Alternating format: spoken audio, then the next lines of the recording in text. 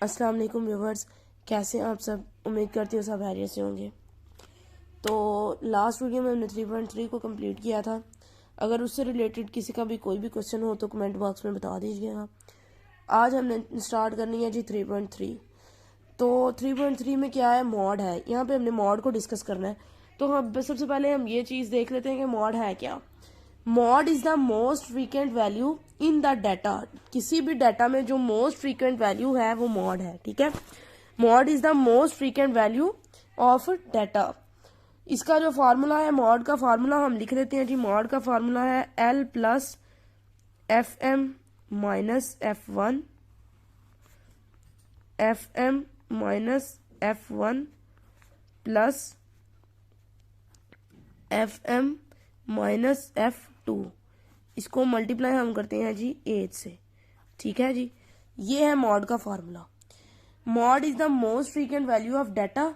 Next इसका formula है ये। और इसमें हम अब देख लेते हैं जी और क्या डिस्क्राइब हो रहा है। ये जो है जी, the biggest advantage of mode is that it is not a unique value. यानी कि इसका जो सबसे बड़ा नुकसान है वो ये है कि ये कोई यूनिक वैल्यू नहीं है। It is not a unique value. Data में है वन मॉड। अगर किसी भी डाटा में एक मॉड है, वन मॉड है, टू मॉड है या थ्री मॉड है, एंड सो ऑन, या फिर इससे ज्यादा कोई भी हो सकता है। Data having one mode is called unimodal. यानी कि कोई भी ऐसा मॉड, फॉर एग्जांपल हम पहले फर्स्ट क्वेश्चन की तरफ चलते हैं। Find mod the following. Question number 1 है। इसमें हम देखते हैं 6 है, 3 है, 5 है, उसके बाद जी 2 है, 6 है, 4 है, 8 है, 5 है और 6 है। अब यहाँ पे हमने यहाँ पे क्या देखना है, ये अनग्रुप्ड केस है। इसमें हम फार्मूला तो कोई यूज नहीं करेंगे क्योंकि हमें Fm या F2 का पता ही नहीं चलेगा। Fm F2 वहां पे फाइंड हो सकता है जहाँ पे F हमें दिया गया है, फ्रीक्वेंसी दी गई है, ठीक है। अब यहाँ पे हम सेम चीज देख लेते हैं कि यहाँ पे कॉमन वर्ड्स कौन से हैं। 6 है एक, 2 एंड 3, ये है तीन हमें 6 मिले हैं यहाँ पे। अब उसने कहा है जी data having one mode is called unimodal. इसमें एक ही मॉड हमें मिला है, एक से ज्यादा नहीं मिला। यानी कि अगर 5 है, फॉर एग्जांपल 5 है, तो यहाँ पे मतलब ज्यादा वैल्यूज हों जो अगर 6 3 है, हमें अगर यहाँ पे इस डाटा में हमें 3 6 मिले हैं तो यहाँ पे हमें बाकी वैल्यूज भी 3 3 मिलेंगी। तो वो बाय यानी कि वो क्या हो जाएगा, बाय मॉडल हो जाएगा। लेकिन अभी ये क्या है, यूनी मॉडल है। At the data which have one mod is called uni model. The data which have two mod is called bi model. Second वाले में 2 मॉड्स हैं। देखिए यहाँ पे 10 भी है, 12 भी है, 10 भी 2 है, 12 भी 2 है। यहाँ पे क्या है जी, बाय मॉड है, दोनों वैल्यूज 2 2 है, ठीक है। नेक्स्ट हम थर्ड की बात करते हैं।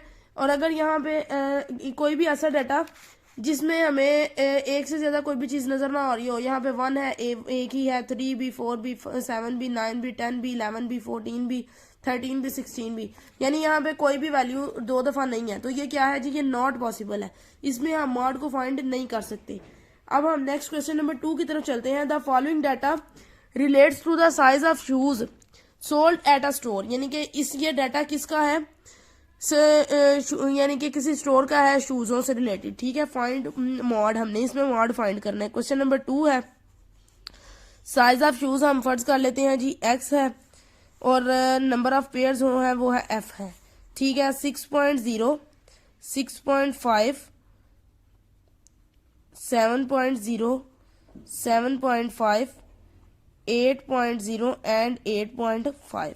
फ्रीक्वेंसी है 46, 72, 168, 114, 42 एंड 8। अब जी यहाँ पे फ्रीक्वेंसी FM का फार्मूला क्या है। FM लेने के लिए हमें क्लास बाउंड्रीज की जरूरत होती है। FM हमारे पास क्या है जी, L प्लस मॉड लेने के लिए FM मॉड इज इक्वल है L plus FM mod is equal है L plus FM multiply H FM minus F1 plus FM minus F2। क्या है जी, हमें फार्मूलाज में हमारी कमांड होगी तो हम क्वेश्चन को अच्छे तरीके से अटेम्प्ट कर पाएंगे। अब मैं आपको यहाँ पे क्लास बाउंड्रीज बनाना सिखाती हूँ जी। हमने क्लास बाउंड्रीज कैसे बनानी होती हैं। क्लास बाउंड्रीज बनाने के लिए हम क्या करते हैं जी, ये जो 6.5 है नीचे वाली वैल्यू को लोअर वैल्यू को अपर वैल्यू से माइनस करेंगे। 6.5 माइनस करेंगे जी 6.0, वो आ गया 0.5। इसको अब ये जो 0.5 है इसको डिवाइड कर देंगे 2 पे 0.25 आ गया। ठीक है, 6.0 में से माइनस करेंगे एक दफा 0.25 आ गया 5.75। अब एक दफा इसमें माइनस करते जाएंगे और एक दफा प्लस करते जाएंगे और हमारी क्लास बाउंड्रीज बनती जाएंगी। ठीक है,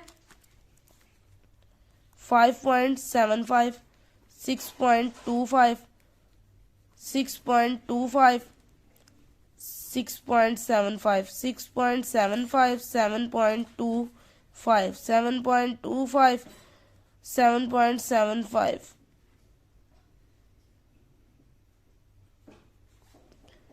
7.75, 8.25, 8.25 और 8.75। ये हमारे पास क्या आ गई जी, बाउंड्रीज आ गई। ठीक है, अब जी हमने क्या लेना है, एफ एम में हम हमेशा वो वाली वैल्यू लेते हैं जो डाटा में हमें सबसे बड़ी नजर आ रही होती है। ठीक है, एफ एम में अगर आप देखेंगे तो आपको सबसे बड़ी वैल्यू यहाँ पे 168 नजर आ रही है। ये हमारे पास आ जाएगा जी एफ एम। जो ऊपर वाली वैल्यू होगी वो F1 होगी और जो नीचे वाली वैल्यू होगी वो F2 होगी। और जो L है वो हम क्या लेते हैं जी, जो चीज क्लास बाउंड्रीज में FM के सामने होती है उसको हम लेते हैं। क्लास बाउंड्रीज में जो चीज हमारे पास FM के सामने होती है उसको हम L रखते हैं। फॉर एग्जाम्पल ये 6.75 है, ये हमारा L हो जाएगा। और जी H हम क्या है, हाइट क्या लेते हैं जी,